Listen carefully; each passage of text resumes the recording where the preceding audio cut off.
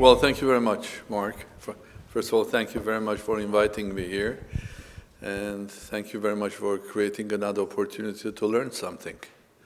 Because the way I live my life, and I think I believe in things that you live for learning, and as long as you learn, you live. The moment you stop learning, you die.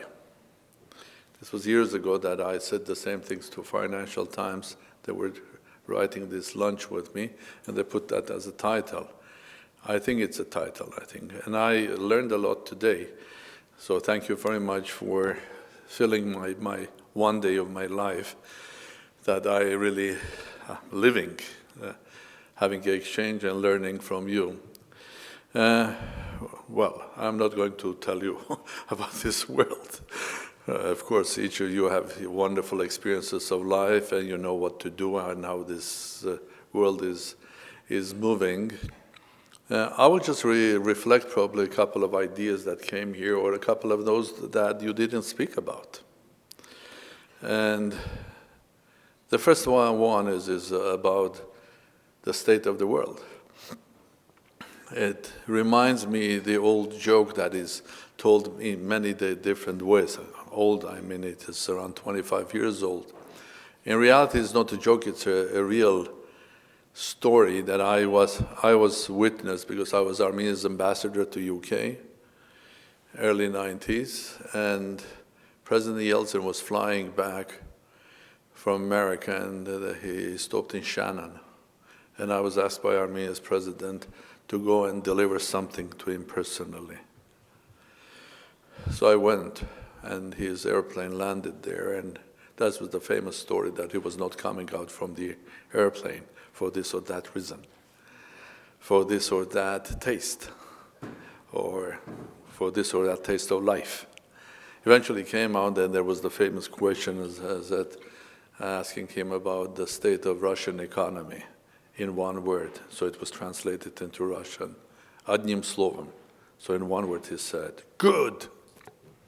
And then he was said, the journalist asked, not in one word, but a couple of words, and it was translated to him in Russian, в двух словах.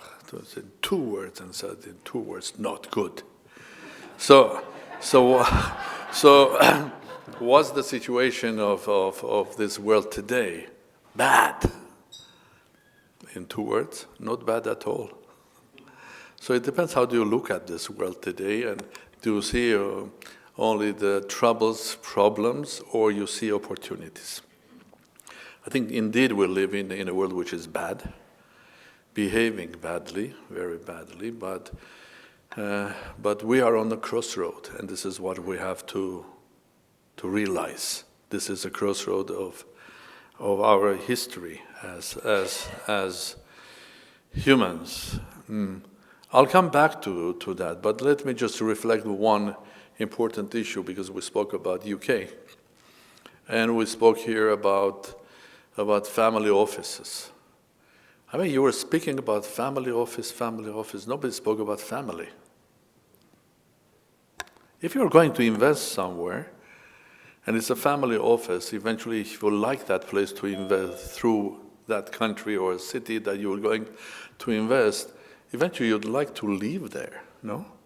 And if you'd like to live there, it's about your family. I came here as early as 1984, 85, as a very young Soviet professor of theoretical physics. I was lucky, and I was supported by the rector of Moscow State University, so I was allowed to come, because I also had a wonderful invitation from Martin Rees, later Sir Martin Rees, later Lord Rees, who was the president of Royal Society, and so on and so forth, master of the Trinity College, Cambridge. So I ended up in Cambridge, and I ended up in Cambridge with love, because that was a beautiful time, and it was heaven. Of course, my family was kept back in Soviet Union, so I will not run away because the life was so good. I'm not speaking about restaurants, cafes, or shops. The life was good because I was in heaven. I could do what I liked to do, which is in science, in perfect atmosphere. Okay. Then later I got a permanent job here, and then my family moved, and I became an ambassador, and I had a family here. And at some point of time, when I was free man, I got even British citizenship, which I was very proud of. I had to give it up before going back to Armenia to become president, because the constitution in Armenia is bad. Because it pretends to be parliamentary, which is not. It pretends to be showing balance of power, which is not. And not, and you end up with pretend democracy, pretend this, pretend that. So after 4.5 years, I retired. I'm a free man again. But I would like to come back to Britain and family. I mean, if you are investing via Britain or here in Britain, or you want to have your offices here, it's the best place to be. I've been traveling worldwide a couple of times. This is really the best place to be. It's one of the most national and tolerant culturally places, which is one of the best culturally places to live. I mean, it's museums, science, technology, music, whatever you like. From whatever you like, Jimi Hendrix up to Bach. It's up to you. Everything is fine here. Of course, there are governments coming and going. They have different policies. And of course, one of the main tasks they have to make your life difficult, not easier. Taxing you more, not allowing you to begin. I do remember going back, and when I was here, it was Margaret Thatcher's years. I mean, this country, they were saying, "God, this is the biggest offshore in the world," and all of that stuff. But one thing was true. Those years up to end of 1990s, this city was booming, and there were so many investors here.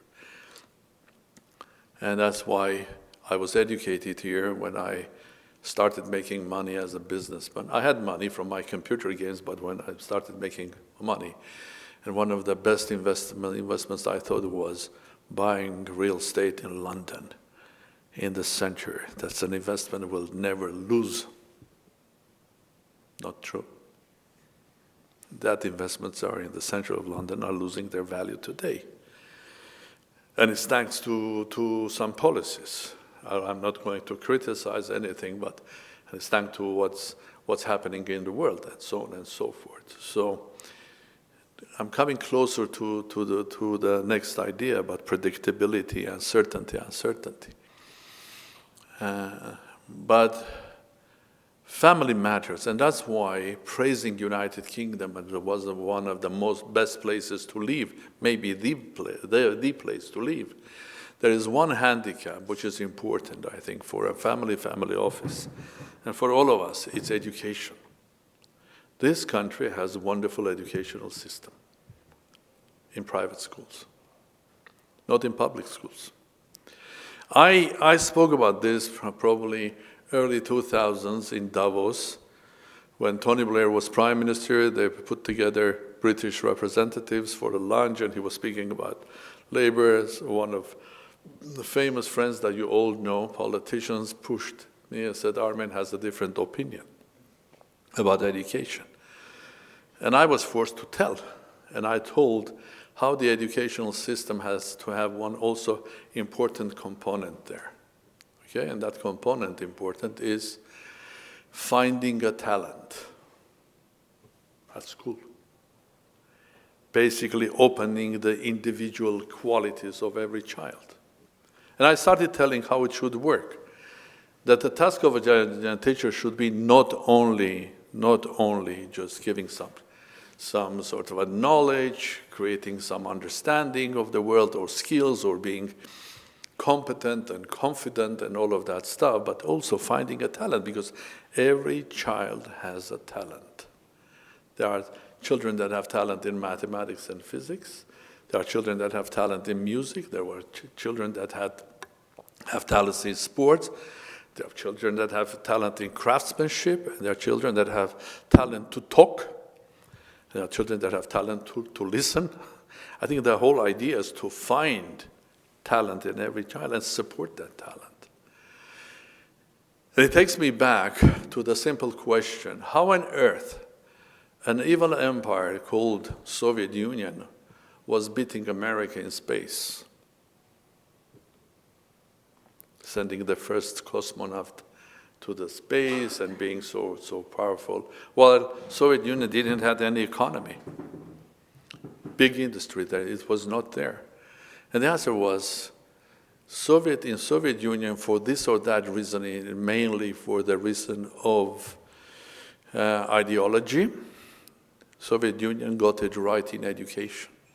And education in Soviet Union, and I'm one of the products of that. There are a couple of colleagues here that are Soviet products, and they became very successful in America. I think while at school, I was an ordinary school. They found that I had some mathematical talent. There were a lot of competitions, Olympiads, this or that. They offered me to move to another school where all talented mathematicians were together. So your competition was here at school, now it becomes there. I refused because I enjoyed what I was doing there, and I met at school my future wife.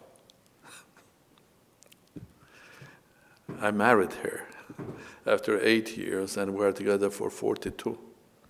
So I didn't move. But when I entered university, I started getting stipend named after Lenin, just for being a good student, because every student who was good, passing exams, was getting money from the state. And if you're with good marks, you're getting higher. And if you were really good, they were paying you. And then I was PhD student. I didn't want to, my PhD thesis was ready, the first month. But I stayed for 3 years. You know why?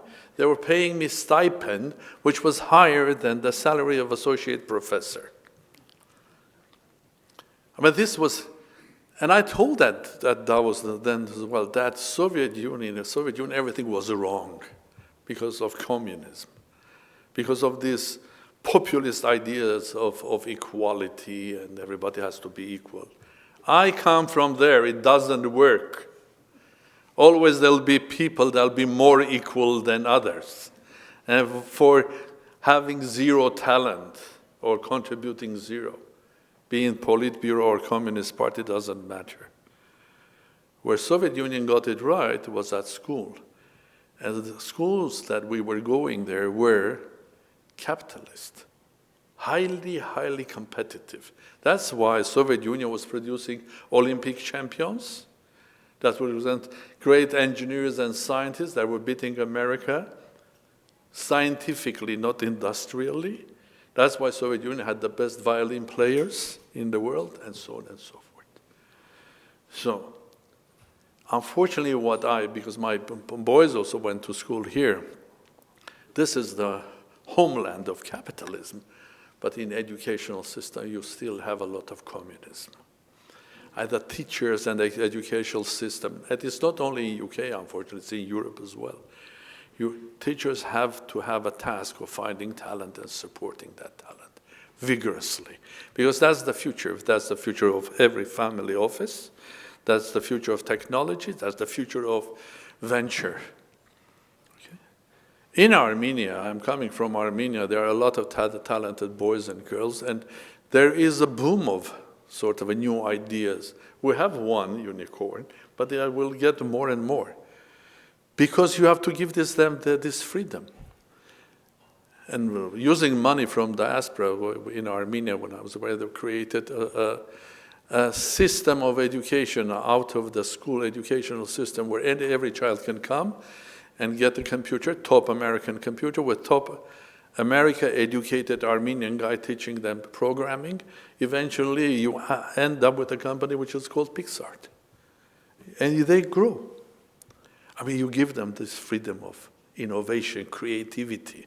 That happens only when you have competition. So, sorry. That's an observation, I think, very, very important for any future investments, to create talent and innovation, especially in venturing. Now, you are going to Oxford. Although I didn't get my education in Cambridge, but I still call Oxford the other place. Because I was connected with Cambridge, and I'm proud of that. I used to go a couple of times per year to Oxford, talking at the places run by great scientists. You mentioned here about Nobel Prize winners. One of them was Roger Penrose, great mathematician and a physicist. And you will enjoy it. I wish you. I'm sorry I will not be with you. I mean, enjoy punting, but make sure that you take some food with you, because the best part of punting is sitting on the grass and enjoying your sandwiches and everything. And I'm sure that you will enjoy your visits to Said Business School and Blavatnik Public School. I think there are two wonderful examples how people that were not British at all, they were not born British. Wafik Said was born in Syria. He's a Saudi citizen, and was successfully created this wonderful school. But as a family, Said family is very British. I know him personally. Great man. And I know Lem Blavatnik because I've met him when he was still back in Soviet Union, and shows how a smart guy born in Soviet Union can get a very good education. Then he with the family, he went to New York and he came back. He was very big investor, became very big investor in Russia and in big companies, including he was a shareholder in TNK BP. He managed to do all of that, not be sanctioned, and he's Sir Len Blavatnik. So you can do that. You can do smartly, even business in a very unpredictable, difficult places like Russia. Wonderful school, Blavatnik. So I wish you to enjoy your trip tomorrow. One thing, where is Mark? Mark, you have to show me stop and all of that stuff. The thing is that, no.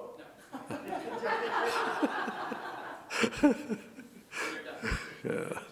No. Do I have another 5-10 minutes? Yeah.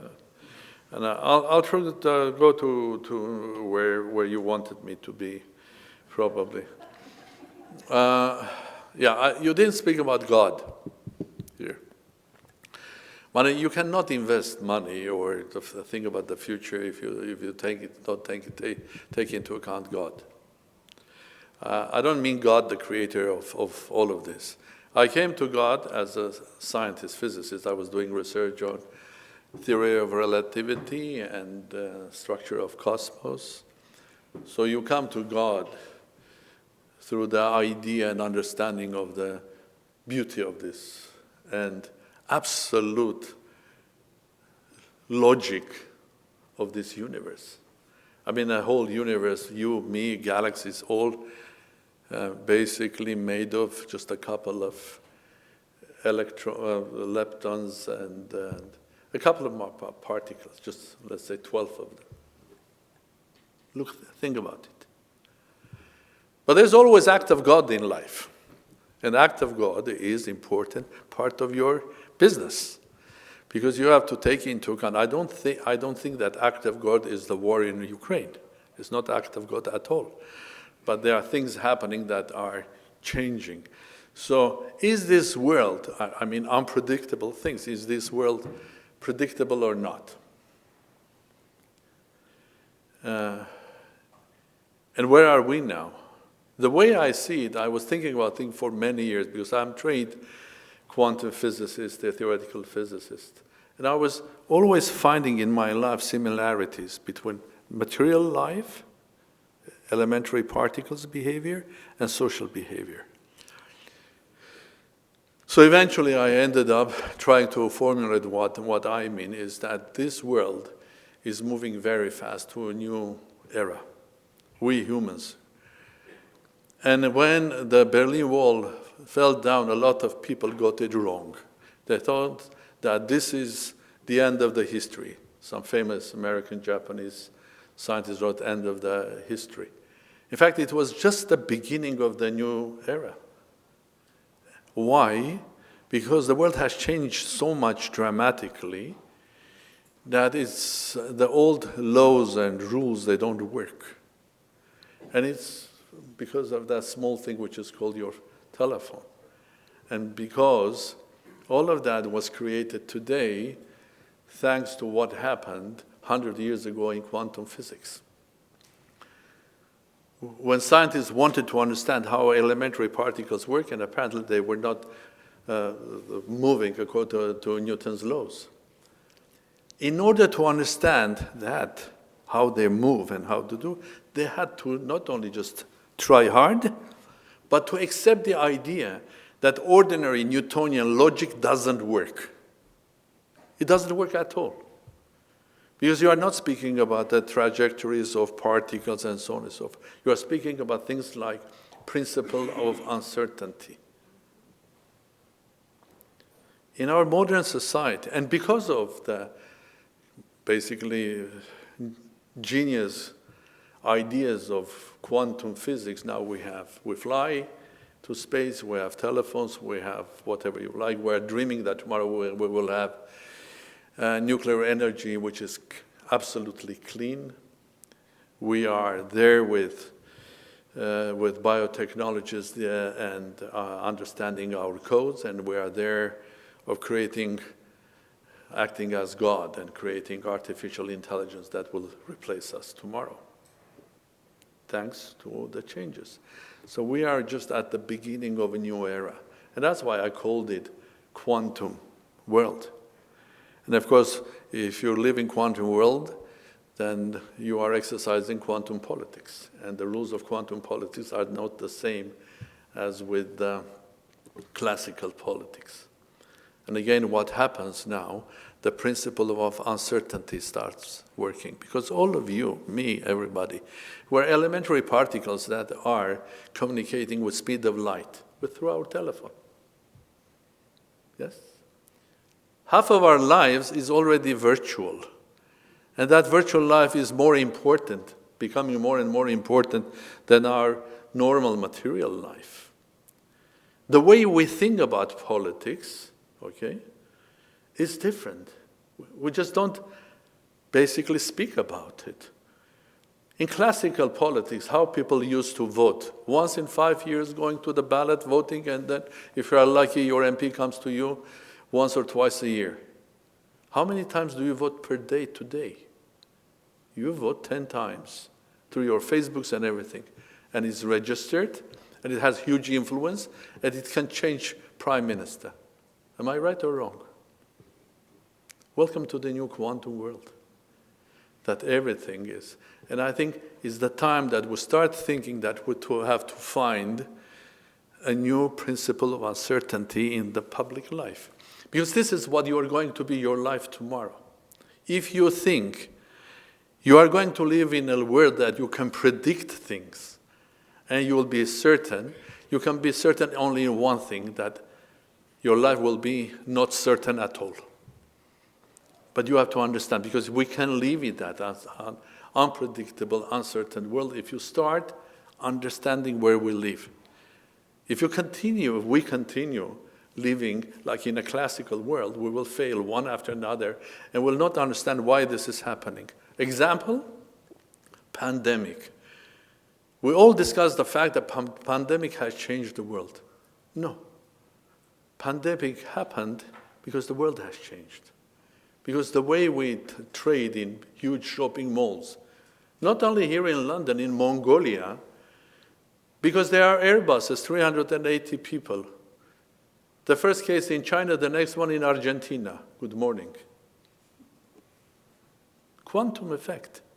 It doesn't sit on a horse coming from China to Europe in 3 months. It just flies. Unpredicted, because you don't know where to go. So there are new ways of that this life is run. And that is why venturing, taking risk, investing in new technology makes sense. Because the speed of the growth of new technology is phenomenal. And of course, in order to do that, you have to understand it. And in this new world, as before, because it's so rapid and fast, politics also becomes very important because the impact of politics on what's happening is tremendous. Could anybody believe that? I do remember it was, sorry, not this one, the one before in 2022 at the Munich Security Conference. I was there. People, 90% didn't believe that there will be a war. This is a month before the war started. How much do we understand this world? Okay. What's happening here? What are the basic values that we can just build our life and our future, our politics and our business? Simple things. Truth. Where is the truth? Be that political truth, social truth, human truth, or business truth?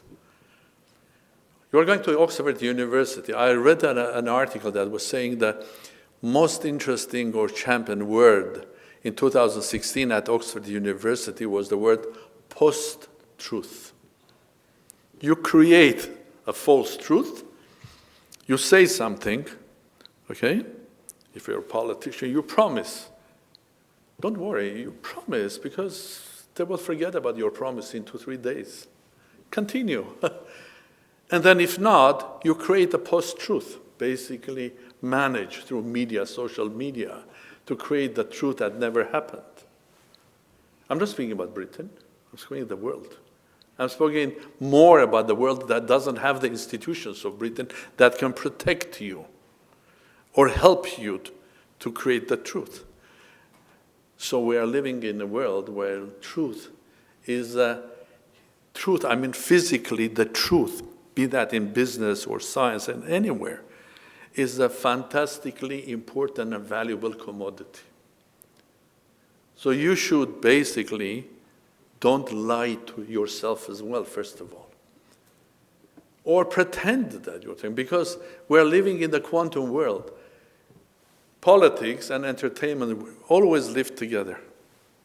Old Rome, the emperors, the gladiators. Now,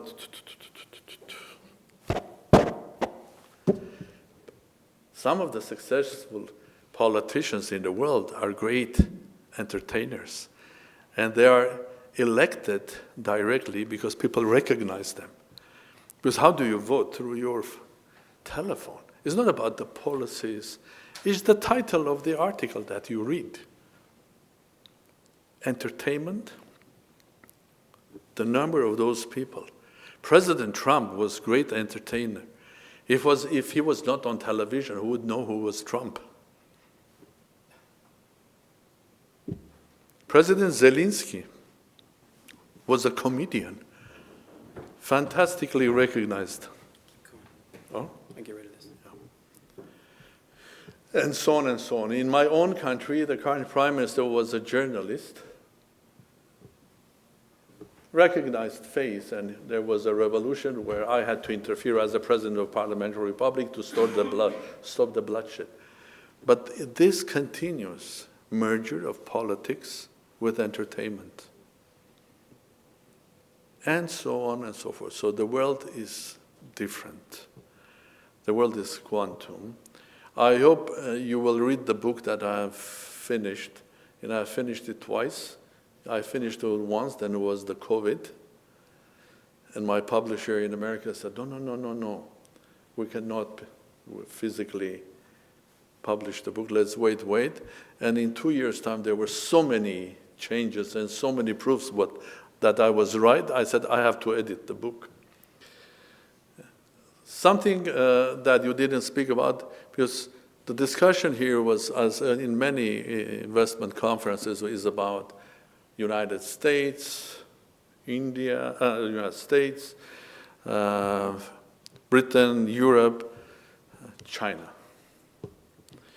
The war is much more interesting and much more complex than these big superpowers, much more. And I like the comment that was said here that Britain is not only the sort of a gateway to United States, But Britain, historically, is the place that you can do business, let's say, in India, much better than from United States, in Far East, in many countries. So this is a wonderful place to be because the world is much more complex. And I do believe that thinking there'll be a rise of small. There is a rise of small, of individual with a telephone becomes very powerful. Social networking, that's individual person with a social media and the network. But also, I looked at last year with wonderful statistics about the successes, not in size, but in fact, of big and small states in European Union, in electronic government, in encouraging investment, and the things that matter. You know who are the best? Estonia, Sweden, Norway, and so on. Not France, not Germany. I mean, small can be beautiful. And and in autumn, I finished a book which is called Small States Club. And it's all about the successful states like Israel, like Singapore, like United Arab Emirates, like Ireland. It's a small state. Even those states that physically we think that they are big, but their presence and impact is small, but they have the potential. So there'll be a rise of the middle into big, like China, together with China, India, or Brazil, or Turkey tomorrow. And there'll be important states like the small and successful and smart ones that will have impact on the global business. So I think, why don't they invest there? Especially they have the capacity. They have, especially in the Gulf, they have the money. They have the desire. And I think you don't have to be Soviet Union to develop artificial intelligence today. You can do that in a very small place if there is a commitment and the finances are available and infrastructure. They are all investing in one of the most important ingredients, which is education. That's important. So since Mark is not saying this, and I know because I used Mark, I started my life, you couldn't force me to say 2 sentences after that because I was a mathematician. I hated talking. Then I started teaching at university back in Soviet Union, 2 times 45 minutes. So non-stop talking, 90 minutes. Then I became politician. Even worse. So somebody has to stop me. Since there's no opposition here, Mark is stopping me. All right. And now, I take this opportunity, Mark, to invite all of you. It's the 5th year. I started a collaboration with an organization called Summit of Minds, that if anybody knows, in France, in Chamonix, with Thierry Mallory and others. Then we had for 5 years in Armenia, in the mountains. And now we have restarted that under the name Advanced Tomorrow, ATOM, Advanced Tomorrow. And our next conference will be in December 3 to 6 in Singapore, where I'm doing that with the government of Singapore and National University of Singapore.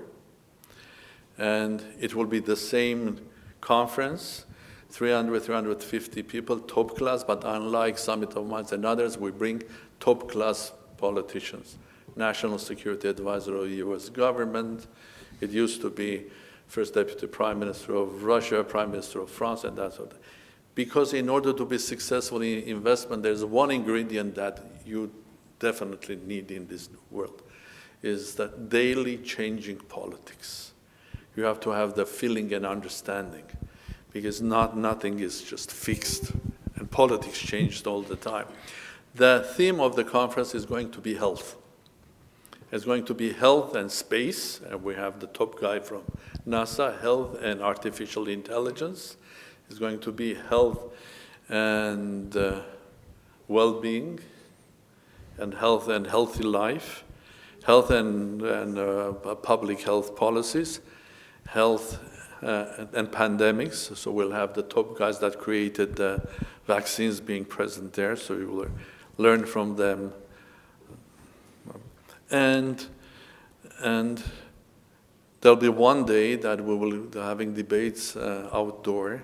Instead of Oxford, it will be the Botanic Gardens of Singapore. And of course, there'll be also health, one special panel on health and art, music, and so on. So someone like Maxim Vengerov, the world-famous violinist, will be there speaking about how music can influence your health and mental health and physical health and so on. Or someone like Roger Gracie can tell you that exercising in jiu-jitsu is also about mental health. It's like playing chess. So I would like to take this opportunity, Please. Mark, to invite all of you. You don't have to pay anything. There'll be a waiver for all of you because of Mark. Thank you very much. So thank you very much. Please stick around. And on that note, there will be a change of our global schedule. Jim, Hawk, take note. We are going to shift some things around to be part of that. They hate it when I pivot, but it's an important pivot. So we're going to move to the UK, but you've hit so many themes, just a little interaction. Any questions on some of the things that Armen touched on? Questions? Maurizio. Go.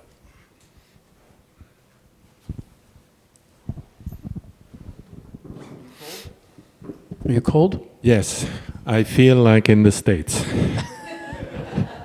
All right, well, we'll warm it back up. When I visited Armenia, and I was invited by one of my friends there, so I really appreciated the country of Hayastan, as he told me that it's called. When was that? Well, Which year? that was 2010, I believe. Good. Yeah. I was anyway. not president then. I'm not responsible what happened. Yeah. No, but I really enjoyed the country, the incredible old history that, one apostle went to Rome, but two went to Armenia back then. So really the big importance that Armenia has even for the Christian religion and everything. But one thing struck, and he told me, we Armenian and Georgian are both former Soviet republics, and we don't always see each other eye to eye, but we Armenian are going to Georgia to do business because with the reforms that Saakashvili implemented there, it's much easier for anyone, even for an Armenian doing business in Georgia. Mm-hmm. So as you have an insider knowledge, what was different in Georgia than in Armenia that enabled Saakashvili, before being chased away, to change that former Soviet republic so much? Yeah. Well, thank you for the question. First of all, Mikhail Saakashvili, he didn't chase away. He was forced away. He was not re-elected, and he left the country. That was an individual with a lot of energy. I have met him and so on, and passion. And that's why when he came to power, he started doing reforms much quicker and not basically paying attention on that you have to do this and after that movement, so just let's do it quicker. So registering a company those days in Georgia was much more easier than Armenia. You could go there in one day, register a company, start your business, doing business. And it was less corrupt. So the police or tax office, and nobody was interfering in your life. It was bigger market than Armenia. Armenia was 3.5 million. Georgia was 5.5. And Georgia was, although they had later the war with Russia, but Georgia was better, had a better location to do business with Russia than Armenia, because Armenia didn't have any borders with that. But since then, things have changed. That's what I'm saying. They have changed many times. I don't agree with your friend when they're saying that we don't like each other with Georgians. That's not true. I mean, we have lived thousands of years, several thousands of years together, And we never had big conflicts and big wars between Armenians and Georgians. And if you go to Tbilisi, Tbilisi is not Georgian city. Tbilisi is a multinational city. There are in old Tbilisi, you find Armenians living, Greeks living, Russians living, Jews living. And you go to an old synagogue in Tbilisi, and the rabbi speaks perfect Armenian. So Tbilisi was a multicultural city. While Yerevan was not. Yerevan grew up when under Soviet Union, because the cultural centers and capitals of Armenia were left in Ottoman Empire, not in Eastern, under Russian Empire. But things have changed since then. Saakashvili has gone, Georgia had the war, but you have to have a clear understanding and a plan and a mission and a program and do the things that are right. When I was in office, and before that, because of my background, because I founded one of the first artificial intelligence departments in the world in university in 1986, called Mathematical Modeling of Complex Systems. So that was artificial intelligence with very, very weak computers. I was praising that we should develop artificial intelligence. And while being a president without real executive power, because I was promised that they will change the constitution, they didn't, I signed with huge companies, pre-signed, and universities, including universities in the United States, here with Cambridge University with the scientific park, wonderful. Next time you want to do another conference here, I'll take you to Cambridge, punting. I have the experience. My center at Cambridge was doing that for 12 years. You will enjoy it. But the thing is, and with companies like Dassault, Thales, Microsoft, to create in Armenia infrastructure of IT and artificial intelligence. With universities in Tel Aviv, in Haifa, the government didn't do that. Then acts of God happens. And that acts of God is the war in Ukraine. And one of the first things that happened from Russia, with love to Armenia, 250,000 IT specialists with families moved to Armenia. Armenia is filled now with a lot of cash from Russia. They're very young, because they moved from Russia because they couldn't continue working with their Western or American companies, so they moved to Armenia. From Armenia, they can do that. Plus, Armenia has a very healthy banking sector, thanks to HSBC Bank that I convinced in '93 to open a bank in Armenia. They educated the banking sector. So thousands of talented talented girls and boys came to Armenia. If we had the infrastructure that I was saying with the big multinational companies, joint ventures, and universities, I can assure you most of them would have decided to stay in Armenia. This is a nice country, history, people are nice, food, Armenians like having parties, why not? But if you don't have the infrastructure, sooner or later they will leave, because their clients are somewhere else, and you don't have the infrastructure, the culture of having top class. Well, we had in physics, Soviet Union had created electron-positron accelerator, astronomical center, and that created a generation of scientists. So you have to create the infrastructure for the future generation, because you never know. There can be always act of God. I mean, that was gift from heaven. Thousands and thousands of boys, girls, talented, came to Armenia. Now they work in Armenia. There are billions of dollars going now out of the blue. Government doing nothing. Don't even thinking about fighting inflation because the prices go up and so on. But there is huge cash coming and huge brain there. Will they stay? That's the question. So the answer to your question is simple. You have to do basics. You don't pretend that you are a democratic state. You have to become one. You don't pretend that you fight corruption. You have to fight one. And then, as Georgia in 2010, you will be successful. As Armenia in 2010, you will not be successful. Because we are human. You become very quickly a mutant. I mean, we change ourselves. Okay, all of our republics, former, except the 3 Baltics, we said we are democratic. And what is democratic state? We have democratic elections. Democratic elections? In the time of artificial intelligence and electronic voting, I think United States were saying that Russia was interfering in US elections. What is for any country interfering in elections in Georgia or Armenia? And democratic elections or democracy is not about elections at all. It's about balance of power, checks and balances. None of them are there for our former republics. Yes, they are very talented people. Yes, they will support your VCs and contribute there. But I want Armenia itself to become a base that you will invest. Because there is a talent grown from zero in Armenia that you can export. We are exporting from Armenia IT educational systems to France.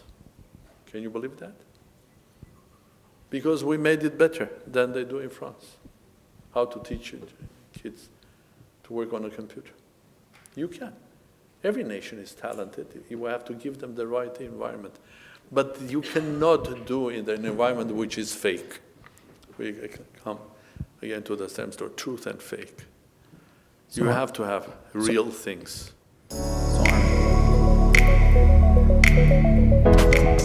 Come join our 361 firm community of investors and thought leaders. We have a lot of events created by the community as we collaborate on investments and philanthropic interests. Join us.